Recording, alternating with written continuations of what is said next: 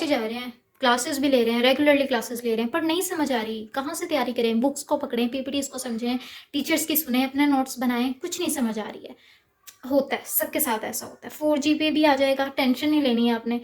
ये बात हमें समझने में ना यार 4th सेमेस्टर 5th सेमेस्टर लगे थे, जो मैं बात अब आपको बता रही हूँ बड़े काम की चीज़ है, ये आप अपने माइंड में रख लेंगे ये चीज़ें। क्यों? वो जो आपका एक था ना, एक बोर्ड का सिस्टम था, वो जो आप लाहौर बोर्ड और पंजाब बोर्ड और उन सब में उलझे हुए थे, रट्टे लगा रहे थे, वो सब पीछे अब छोड़ दो, वो सब खत्म हो गया, अब उसका कुछ भी नहीं हो सकता। ठीक है, अब आप आ गए हैं यूनिवर्सिटी में, यूनिवर्सिटी लेवल है, तो अब आपने इसके मुताबिक चलना है। अब आपको यहाँ पर देखना है कि क्या क्या चीज़ें हैं, किन चीज़ों को आप ग्रिप कर सकते हैं और किन चीज़ों से आप 4 GPA ले सकते हैं। सिंपल एंड ईजी प्रोसेस, कोई टेंशन वाली बात नहीं है।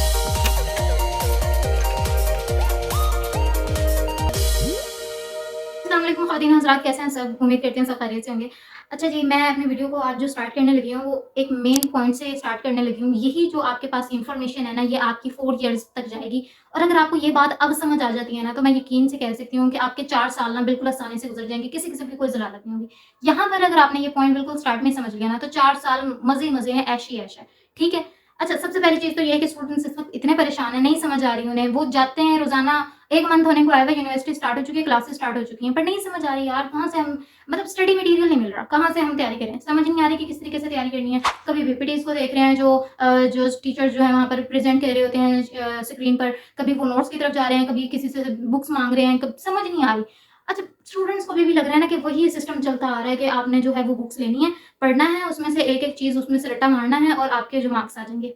नहीं, छोड़ दो इस चीज़ को, खत्म हो गया आपका बोर्ड का सिस्टम। वो जो Punjab board, Faisalabad board, Sindh board जो भी कुछ भी था ना, वो सब कुछ खत्म हो गया। अब ये आपकी एक नई दुनिया है। इसमें आपने जो है वो किसी और तरीके से मार्क्स गेन करने हैं, और मार्क्स का कोई सिस्टम नहीं होता, ग्रेडिंग का सिस्टम होता है, सीजीपीए का सिस्टम होता है। तो आज की वीडियो इसी बारे में है कि आपने 4 सीजीपीए कैसे आप ले सकते हैं, अपनी जो स्टडी मटेरियल है वो आप कौन-सा आपको रिक्वायर्ड होगा, किस तरह आप तैयारी कर सकते हैं। ये सब चीज़ें आज हम डिस्कस करेंगे, स्टेप बाय स्टेप चलेंगे, सीधी-सीधी बातें बताऊँगी जो आपके बिल्कुल यहाँ पर घुस जाएगी, यहाँ से जाके यहाँ से नहीं निकलेगी, ठीक है? सीधी-सीधी बातें करेंगे, ठीक है? अच्छा, सबसे पहली चीज़ तो ये है कि यहाँ पर जो है वो बोर्ड वाला सिस्टम नहीं होता। पहले तो चीज़ मैं आपको ये बता दूँ कि यहाँ पर ग्रेडिंग का सिस्टम होता है। A grade, B grade, C grade, D grade, और एफ वाला तो समझो छुट्टी हो गई, फेल हो गया, ठीक है? यहाँ पर जो होता है वो ग्रेडिंग का सिस्टम है, सीजीपीए का सिस्टम होता है। बोर्ड में हमारे पास क्या था कि आपने पढ़ना है, सारे साल पढ़ना है, अच्छे से टेस्ट देना है, हर एक चीज़ की तैयारी करनी है। पूरी बुक हमें रट्टे मार-मार के तैयार होती थी, हिफ्ज़ हुई हुई थी यार। आज भी पूछ लो कि यहाँ से एक लाइन आप बता दें और वो हम पूरी लाइन डिस्कस कर लेंगे, ठीक है? उसमें ये सिस्टम चलता था। अब ऐसा सिस्टम नहीं है, अब सेमेस्टर वाइज़ सिस्टम है, ठीक है? सेमेस्टर का क्या मतलब होता है? मतलब 6 मंथ का आपके पास एक ड्यूरेशन होता है, जिसे हम सेमेस्टर कहते हैं। हमारे पास बोर्ड का जो था ना, वो एक एनुअल सिस्टम था। आप पर ईयर में जाकर, यानी कि फर्स्ट ईयर का पेपर दे रहे हैं, तो आप साल पढ़ते रहेंगे और फिर जाकर पेपर देंगे। इसमें ऐसा नहीं है। इसमें आपके पास पर सेमेस्टर वाइज़ जो है वो पेपर होते हैं, ठीक है? और एक जो सेमेस्टर होता है वो 6 मंथ का होता है। वैसे 6 मंथ ना चूना ही लगा रहे हैं, इस तरह से होता नहीं है। 6 मंथ तो ऐसे चुटकियों में गुज़र जाता है, पता ही नहीं चलता। 6 मंथ तो कभी-कभी होते भी नहीं है, वो 4 मंथ्स ही रह जाते हैं, बल्कि कभी-कभी तो पता नहीं चलता कि भाई 4 मंथ्स भी कहाँ गए, ठीक है? अच्छा, ये तो हो गया सेमेस्टर वाइज़ सिस्टम होता है। दूसरी चीज़ होती है कि जो रिज़ल्ट हमें मिलता है वो सीजीपीए में मिलता है, ठीक है? सीजीपीए, जीपीए क्या होता है? मैं पहले आपको ये बता दूँ कि 4 जीपीए होता है टोटल, ठीक है? जो आपको पर सेमेस्टर में मिलता है। हर सेमेस्टर में 4 जीपीए, हर सेमेस्टर में 4 जीपीए। मैं आपको टोटल मार्क्स बता रही हूँ। जिस तरह से आपके 1100 मार्क्स थे ना, ठीक है? एफएससी में और इसमें, इसी तरीके से यहाँ पर जो है वो 4 जीपीए होता है। उसमें से आप जो हाईएस्ट जीपीए ले लेते हैं वो 3.5 से अबव होता है। 3.5 और 3 पॉइंट यानी कि 4, 9 इन सबको भी अच्छा कंसीडर किया जाता है, ठीक है? यानी कि 3.5 और 3.5 से अबव जितने भी आपके पास 3.6, 3.7, 3.8 अप टू सो ऑन जितने भी आपके पास आते हैं, तो वो अच्छा कंसीडर किया जाता है, ठीक है? जीपीए सिस्टम में। दूसरी चीज़ क्या आ जाती है कि भई आपके पास जो कोर्सेज़ है ना, वो पर क्रेडिट आवर में होते हैं। पर क्रेडिट आवर मतलब ये कि आपके पास, मैं ये कह देती हूँ कि फर्स्ट सेमेस्टर है, उसमें आपके 6 सब्जेक्ट्स हैं, ठीक है? 6 सब्जेक्ट्स, जैसे आप बायोकेमिस्ट्री भी पढ़ रहे हैं, आप पैथोलॉजी भी पढ़ रहे हैं, मॉलिक्यूलर बायोलॉजी भी पढ़ रहे हैं, माइक्रोबायोलॉजी भी पढ़ रहे हैं, तो इसमें से जो मेजर सब्जेक्ट्स होंगे उनके क्रेडिट आवर ज़्यादा होंगे। क्रेडिट आवर मतलब ये समझ लें कि कोई 4 क्रेडिट आवर का है, कोई 3 क्रेडिट आवर का है। जैसे मैं आपको कहती हूँ कि हमारी जो एमएलटी थी, उसको हम कह देते हैं कि फर्स्ट सेमेस्टर आया है, तो फर्स्ट सेमेस्टर में 6 सब्जेक्ट्स हैं, ठीक है? उस 6 सब्जेक्ट्स में कुछ मेजर सब्जेक्ट्स होते हैं और कुछ माइनर सब्जेक्ट्स होते हैं। अब जो मेजर सब्जेक्ट है ना, उसमें आपके पास जो मेजर सब्जेक्ट है उसके क्रेडिट और भी ज़्यादा होते हैं। मतलब क्रेडिट और होने का मतलब ये है कि एक वीक में उसकी क्लासेस ज़्यादा होंगी यार। मतलब एक वीक में 2 आवर्स आप पढ़ रहे हैं, एक वीक में 3 आवर्स आप पढ़ रहे हैं उस सब्जेक्ट को, ठीक है? यानी कि एक वीक में आपके पास 2 क्लासेस हो रही हैं, उसकी 3 क्लासेस हो रही हैं। और जो माइनर सब्जेक्ट होते हैं उसके क्रेडिट और भी कम होते हैं, यानी कि एक वीक में उसकी क्लासेस कम होंगी, ठीक है। इस तरीके से क्रेडिट और का सिस्टम होता है, और जितना ज़्यादा क्रेडिट और का होता है वो सब्जेक्ट उतना ही इंपॉर्टेंट होता है, क्योंकि उसके अगर क्रेडिट और ज़्यादा है तो ऑब्वियसली उसके मार्क्स भी ज़्यादा ही होंगे, ठीक है। समझ आ गई, ये चीज़ होती है। अब हम डिस्कस कर लेते हैं कि आपने तैयारी कैसे करनी है। अब आप 4 जीपीए कैसे ले सकते हैं, आप हाईएस्ट जीपीए कैसे ले सकते हैं, जो कि मैंने आपको बताया कि आपके पास जो भी 3.5 से अबव जीपीए होगा वो हाईएस्ट जीपीए होता है। सबसे पहली चीज़ आपने माइंड में रखनी है कि सीनियर्स को पकड़ लें आप। सीनियर्स को किस मामले में पकड़ना है, आप जो भी सब्जेक्ट पढ़ रहे हैं, सपोज आप माइक्रोबायोलॉजी पढ़ रहे हैं, ठीक है, उनके जो भी टीचर हैं, आपने उन टीचर के बारे में वन टू ऑल, ए से जी तक जितना भी डाटा है, बायो इन्फॉर्मेशन है, वो सबके सब निकलवा लें। मतलब पहली चीज़ आप ये पूछें कि उनका पढ़ाने का स्टाइल क्या है, उनका टीचिंग मेथड क्या है, अदर वो बुक से पढ़ा रहे हैं क्या या पीपीटी यूज़ कर रहे हैं, ठीक है, पहली चीज़ होगी। दूसरी चीज़, वो ज़्यादातर असाइनमेंट्स देते हैं या क्विजेस देते हैं, ठीक है। दूसरी चीज़ हो गई कि असाइनमेंट दे रहे हैं, क्विजेस दे रहे हैं, या उनका क्या टीचिंग मेथड है, वो प्रेजेंटेशन ज़्यादा लेते हैं, वो क्या चीज़ ज़्यादा ले रहे हैं, ठीक है। आप अपने अगर टाइम टेबल को भी निकालें ना, टाइम टेबल ज़रा खोल के देखें, उस पर सब्जेक्ट का कोड भी लिखा हुआ है और कोड के आगे क्रेडिट और भी लिखे हुए हैं। आपको 3, 2, 4, 1 ये सब कुछ पता चल जाएगा कि क्रेडिट और कौन सा सब्जेक्ट कितने क्रेडिट आवर्स का है, ठीक है। आपको ये भी पता चल जाएगा कि कौन सा सब्जेक्ट और कौन सा जो है सब्जेक्ट वो मेजर है, कौन सा सब्जेक्ट माइनर है, किसमें आपके पास कम चांसेस हैं और किसमें आपके पास ज़्यादा चांसेस हैं, ठीक है। आपके पास जो सब्जेक्ट होते हैं ना, एक थ्योरी भी होती है और एक प्रैक्टिकल भी होता है। तो थ्योरी के यानी कि अगर हम कहते हैं कि एक सब्जेक्ट का जो है वो 4 क्रेडिट और है, ठीक है, तो 3 उसके जो है वो थ्योरी के होंगे और 1 क्रेडिट और का प्रैक्टिकल होगा, ठीक है। समझ आ गई बात। तो आपने सीनियर से जाके ये सब कुछ पूछना है कि भाई इस टीचर के बारे में सारी डिटेल हमें बता दो। अगर आपको टीचर के माइंडसेट का पता चल गया ना, तो आधी गेम तो समझिए यहीं पे आपने पूरी खेल ली है, ठीक है। आपको आधी गेम की समझ आ जाएगी। ये बात हमें समझने में ना यार 4th सेमेस्टर 5th सेमेस्टर लगे थे, जो मैं बात अब आपको बता रही हूँ।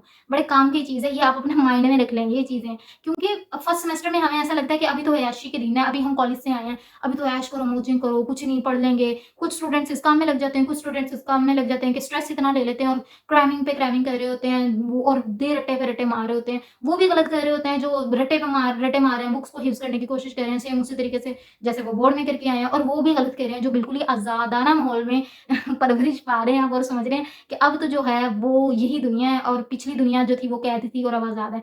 दोनों ही अपनी जगह गलत कर रहे हैं। यार आपने स्टडी को और साथ में जो दूसरी एक्टिविटीज़ हैं उन दोनों को साथ-साथ चलाना होता है, क्योंकि आपने फन भी यहाँ पर करना है, आपने सीखना भी बहुत कुछ है यहाँ से, और आपने यहाँ पर जीपीए भी अच्छा मेंटेन करके जाना है। ये सब आप पर डिपेंड करता है, ठीक है? एक चीज़ तो मैंने आपको बता दी कि एक चीज़ माइंड में रखें, ये रोज़ का रोज़ पढ़ना नहीं हो सकता यहाँ पर, कभी भी नहीं हो सकता। शुरू-शुरू में आके हम भी यही सोचते थे, ख़ास तौर पर हम तो होस्टलाइट्स हैं, हम ये सोचते थे कि रोज़ाना पढ़ेंगे, हर रात तैयारी करेंगे, रोज़ाना का रोज़ाना पढ़ के बहुत अच्छा यहाँ पर वो ले लेंगे। ऐसा कुछ भी नहीं होता। ये सेमेस्टर वाइज़ सिस्टम है। आप जितनी भी कोशिश कर लेना, आप साथ-साथ नहीं पढ़ सकते। आपको मिड से पहले ना सारी पीपीटीज़ टीचर की तरफ से मिल जाती हैं, ठीक है? टीचर के साथ ऑलरेडी जो सीआर और जीआर होते हैं, वो ऑलरेडी ग्रुप बना देते हैं। उसमें पूरी क्लास को ऐड कर देते हैं और उसमें आपको सारी पीपीटीज़ मिल जाती हैं जो भी आपको टीचर पढ़ा रहे हैं, ठीक है? अपने आप को ज़्यादा से ज़्यादा एग्ज़ॉस्ट नहीं करना। ये नहीं कि हर वक़्त बस पढ़ाई की फ़िक्र और टेंशन, नहीं यार, कुछ भी नहीं होता। आपने दूसरी एक्टिविटीज़ में भी उतना ही पार्टिसिपेट करना है। आपने बा अभी जो है वो एनुअल स्पोर्ट्स आ रहा है, उसका भी अपना ही मज़ा होगा। सब सारे कैंपसेस से जो है वो स्टूडेंट्स आते हैं, लाहौर कैंपस के अपने होते हैं, सिटी कैंपस के अपने होते हैं, और सही शोर-गुल होता है, बहुत मज़ा आता है। 75% अटेंडेंस, मेन चीज़ एक ये भी है। यार आपने 75% अटेंडेंस जो है वो मेंटेन करनी होती है। वो कैसे कर सकते हैं आप, ये भी डिपेंड करता है कि कौन-सा सब्जेक्ट कितने क्रेडिट और का है। अगर तो वो ज़्यादा क्रेडिट और का है तो उसमें ज़्यादा चांसेस होते हैं कि आप ऑफ कर सकते हैं। इतनी भी नहीं, ज़्यादा से ज़्यादा 3 या 4 ऑफ कर सकते हैं आप, ठीक है? यानी कि आपकी इतनी वो बन जाए कि जिसमें 75% अटेंडेंस आपकी बन जाए, ठीक है? ज़्यादा लोगे तो शायद आपको टीचर इसकी वजह से कोई अच्छा मार्जिन दे दे। क्योंकि हमारे टीचर्स भी कुछ ऐसे थे जिनको वाक़ई ही ये चीज़ बहुत अच्छी लगती थी कि आपने सारी क्लासेस ली हैं और आप आए हैं, तो वो इस वजह से हमें एक एक्स्ट्रा मार्क्स दे देते थे। यार आपको पता है, एक चीज़ मैं आपको ना यहाँ पर एक काम की चीज़ बताने लगी हूँ, वो ये कि आपका एक-एक मार्क्स यहाँ पर बहुत वैल्यू रखता है भाई। आपके 1 मार्क्स, पॉइंट मार्क्स से भी ना आपका जो ग्रेड है वो ए से बी पर जा सकता है। क्योंकि ये ग्रेडिंग सिस्टम है, A grade, B grade, C grade, D grade बहुत मैटर करते हैं, और कोशिश यही करें कि आपने ए ग्रेड ही लेना है। आपने बी ग्रेड भी ना सोचें इस बारे में। ए और बी ग्रेड जो है वो थोड़ा, मतलब ए ग्रेड सबसे परफेक्ट समझा जाता है, बेस्ट समझा जाता है। फिर उसके बाद बी ग्रेड है, ठीक है, थोड़ा-सा एवरेज। सी ग्रेड तो समझे बकवास ही आता है, वो तो होना ही नहीं चाहिए। डी ग्रेड पे तो समझ लें कि आपको इम्प्रूव करना पड़ेगा वो सब्जेक्ट, और एफ तो आपके पास है ही फेल, ठीक है? अब एक चीज़ आपने माइंड में रखनी है कि ये जो क्विज़ होते हैं, ये जो असाइनमेंट्स होती हैं, प्रेज़ेंटेशंस होते हैं, इनको आपने हल्के में नहीं लेना भाई, ये बहुत भारी चीज़ें हैं, ठीक है? इनसे ही जो आपको मार्क्स मिल रहे हैं ना, ये आपके बहुत काम आएँगे आगे मिड में और फाइनल के रिज़ल्ट में।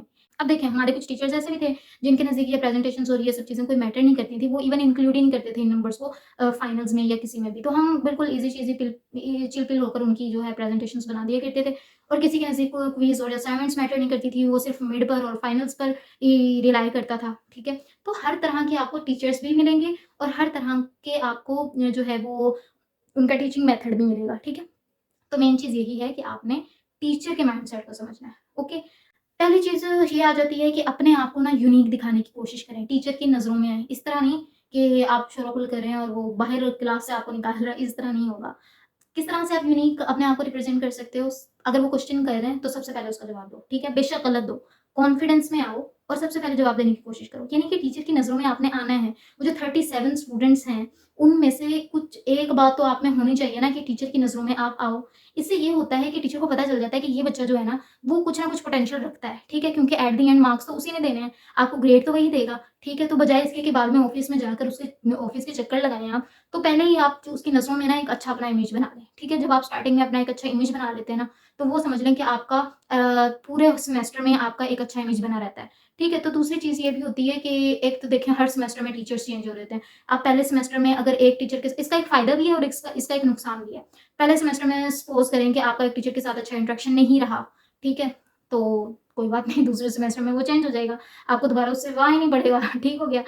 तो अच्छा और एक इसका नुकसान ये भी है कि अगर आपका एक टीचर के साथ अच्छा इंटरेक्शन हो गया, आपकी एक उनसे काफ़ी अच्छी बनने लग गई, ठीक है?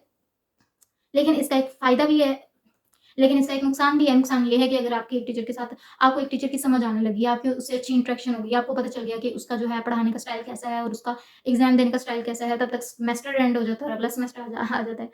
तब तक सेमेस्टर एंड हो जाता है और अगला सेमेस्टर आ जाता है, ठीक है? तो ये चीज़ें इस तरह से हैं, जो कि दोनों साथ-साथ चलती हैं।